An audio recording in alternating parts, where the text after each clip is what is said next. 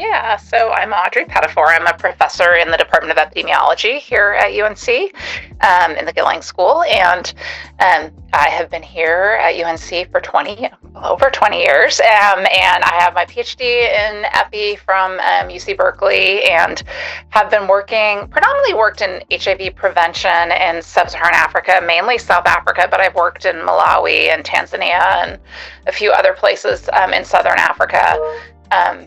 Over the years, I started off working kind of like trying to understand why young women in South Africa were at such high risk of infection. We did a national survey like in 2002. That was part of my dissertation, and saw that HIV prevalence went from like 4% to 25% in a really short period of time in young women's lives. And so really spent a lot of time trying to figure that out, which led to kind of really understanding that structural factors like education, poverty, gender-based violence were kind of things that really made a difference, and not so much sexual behavior.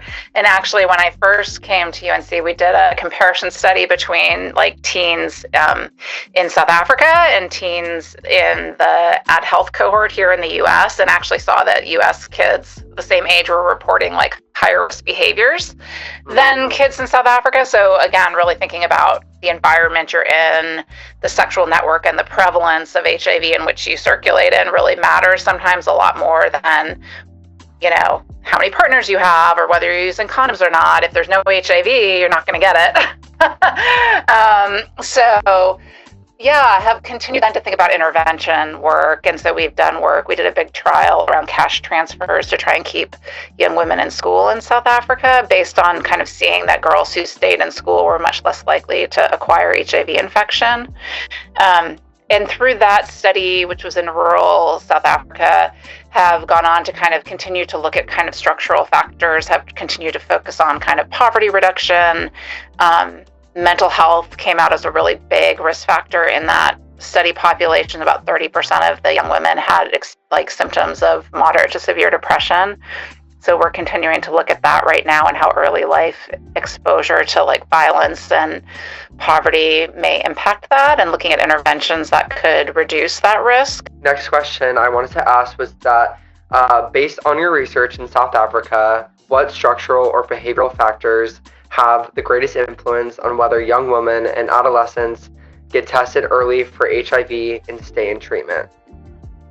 Yeah, there's a lot there. So I think, despite however, for almost 34 years into this epidemic, right, stigma is still a huge issue. And it's interesting, like some of the interviews, so we did some self-testing. We did a self-testing study a couple years ago in South Africa where we gave young women self-test kits and gave them enough so they could give them to their partners and their friends. So trying to see if that was like a dissemination network, way to rather than coming into the clinic and doing either couples testing, which has issues, or just like the barriers to going into a clinic where the wait line, the queue to be tested could be, 4, 5, 6 hours sometimes. And also, especially in rural or small communities, that stigma piece of I went into the clinic, which is treating everybody in the clinic. So I see my grandmother, I see my neighbor, and people are making judgments about why are you here? Why are you getting tested? So I think self-testing circumvents a lot of those concerns. So I think that continues to be a challenge of just stigma related to testing. But then there's also, I think there's always with human behavior, I'm not at risk. I don't need to worry about this. I think there's also the issue of and this is newer, is seeing, HIV as a chronic disease now. If you got it, there's treatment. So it's not a death sentence anymore, which is great. And that's true. But also, I worry about people losing focus on, it's still important to prevent it. Because, yes, we have really great treatment, and you can live, a perfectly healthy, long life, but it's still complicated. Having a chronic disease like HIV is, super complicated, and it's preventable, right? So we still want to try and prevent it. And I think the structural stuff still continues to be gender-based violence is a huge issue. I mean, in our, we recruited in this study girls in high school, and just a huge proportion of them in their first sexual partnership, experienced intimate partner violence in that first relationship. So I just think the norms around violence, they've been changing for sure. And we've worked with a bunch of NGOs in gender-based violence and working with groups that work with men and around gender norms. So it's changing, but it's still very prevalent. And so I think that continues to be a barrier why people are scared to test, and scared about disclosure still, worried about if I find out I'm positive, people are going to think something bad about me. So I think all of those issues continue to be a challenge. And the PEPFAR, I mean, I was actually the cuts to PEPFAR this year are devastating because just so many NGOs and programs that were doing testing for young women or for key populations.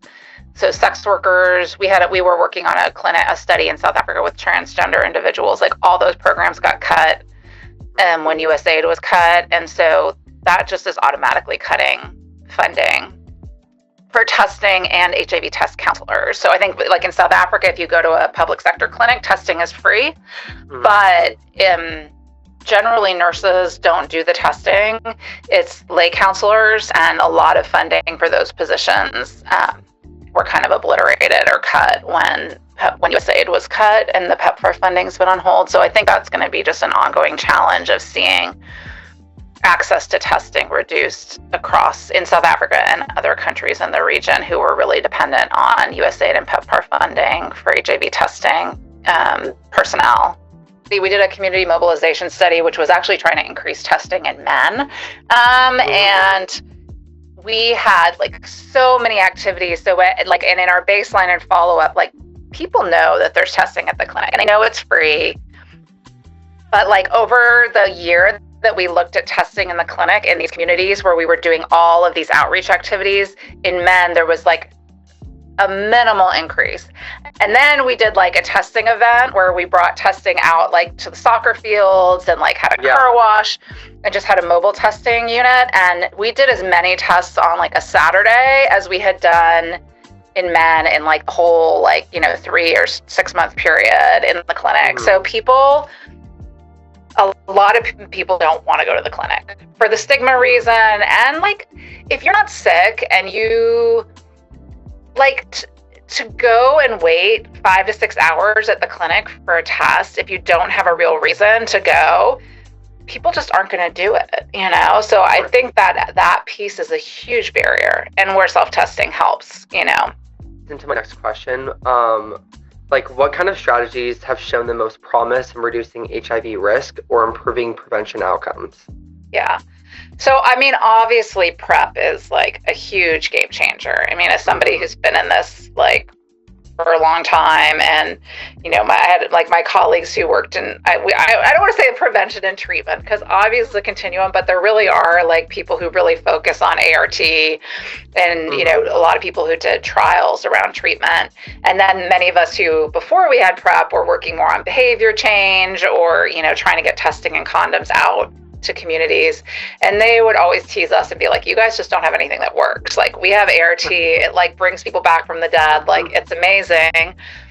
I think PrEP is now that thing, right? But I still worry people see it, think it's a magic bullet. And even with lenacapavir, where in the trials, we saw in the trial with women, 0 infections in the group that got that injectable once every 6 months. So I hear colleagues who are why do we need prevention choice when we have lenacapavir? And it's well, right now there's still cost.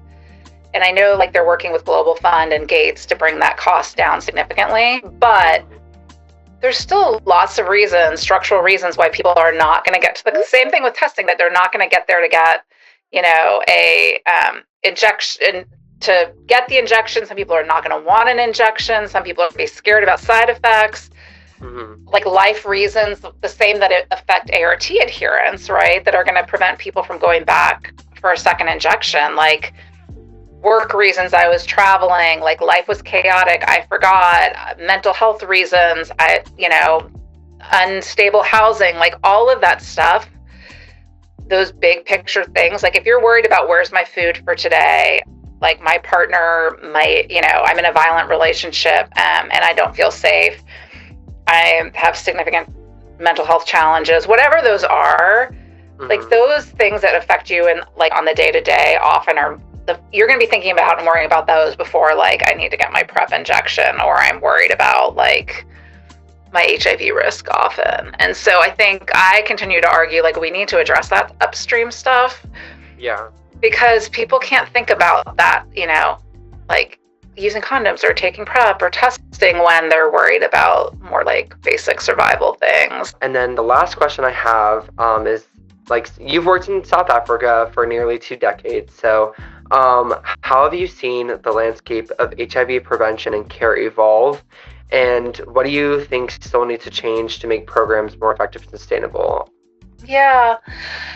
I mean, we've made incredible progress, right? I mean, when I first went to South Africa in 1996, that was like right after I graduated from undergrad. And I mean, HIV wasn't even really being talked about yet because I went there to do contraceptive work actually. And then the funding like kind of dried up for that work and it all became HIV work in the year I was there. And so like, yeah, I mean, the drugs we have are amazing. And both ART and HEART and rapid testing and PrEP I think are the incredible advances, right? Which could eliminate, I don't think we'll ever eliminate HIV, but like could in the ideal world. And I think it really is like this more holistic take on things that like we have to have access to these medications. We have to continue to work on reducing stigma. We have to make sure that that people have access to these things. So that's like reducing cost of drugs. It's making sure that like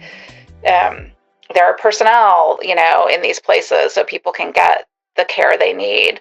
I do think there's challenges of trying to HIV was very good at siloing. Like the funding that you get is very siloed on HIV. So like, especially for us working with cash transfers, which are often deployed by the government Department of Social Welfare, or like if you're talking about educational stuff, it's the Department of Education, and like governments don't talk really well across silos.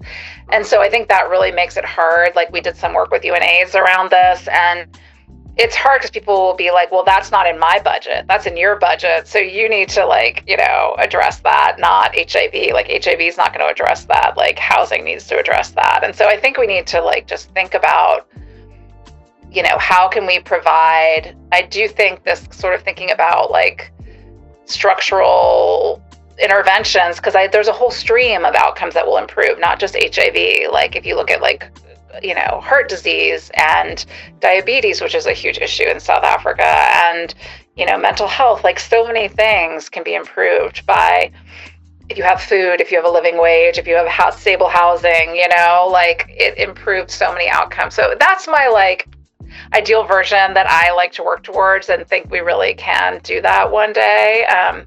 In the interim, I think we need, everyone, I have a lot of colleagues in South Africa who are the governments need to step up now and make a plan. How do they make this sustainable without U.S. funding or minimal U.S. funding? Are there ways? South Africa does have a lot of money, as a government. So how do we address things like corruption and inefficiencies and try to get, at least for in country, how can we as global health people support, for me, support South African colleagues, support South African programs to be more effective with the resources that they have. And hopefully, in a couple years, I would like to believe that things will turn around and, the U.S. will go back to being a major supporter of global health work. But until then, it's how can we be effective with the resources we have, and how can we support governments in these countries to do this work, So, yeah.